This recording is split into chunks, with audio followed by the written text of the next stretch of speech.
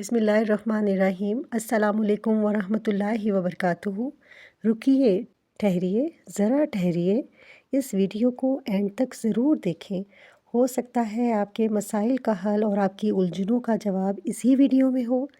आप ये वीडियो यूं ही नहीं देख रहे, ये कोई इत्तफाक नहीं, ये अल्लाह की तरफ से एक पैगाम है। याद रखें, हमारी ज़िंदगी में जो कुछ भी होता है वो यूं ही नहीं हो जाता, ना ही खुद ब खुद होता है, बल्कि वो सब कुछ पहले से तयशुदा होता है अल्लाह की तरफ से।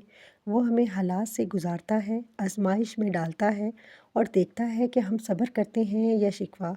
कुरान पाक में अल्लाह ताला फरमाते हैं, और अल्लाह सब्र करने वालों से मोहब्बत करता है। सूरह अल इमरान आयत नंबर 146।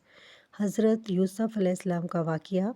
अल्लाह ताला फरमाते हैं, बेशक यूसुफ़ और इसके भाइयों के किस्से में सवाल करने वालों के लिए निशानियां हैं।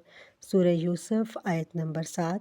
हज़रत यूसुफ़ अलैहिस्सलाम जिन्हें इनके अपने भाइयों ने कुएं में फेंक दिया, अंधेरा कुआं, कोई सहारा नहीं, फिर ग़ुलाम बनाकर बेच दिया गया, फिर जवानी में एक और आजमाइश, झूठा इल्ज़ाम और कैद।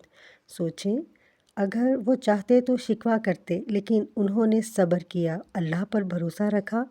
फिर अल्लाह ताला फरमाते हैं, बेशक अल्लाह सब्र करने वालों का अजर ज़ाया नहीं करता।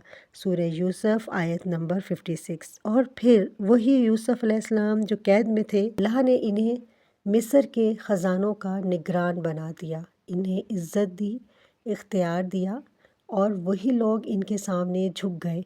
आज के हालात से कनेक्शन ये है कि आज आप जिस मुश्किल में हैं, जिस परेशानी में हैं, वो भी एक आजमाइश है।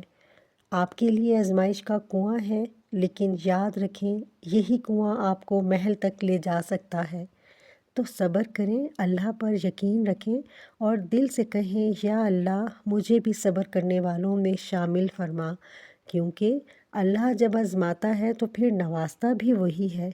अगर ये वीडियो आपके दिल तक पहुंची है तो इसे ज़रूर शेयर करें और कमेंट में लिखें, मैं सब्र करूंगा या करूंगी, इंशाअल्लाह।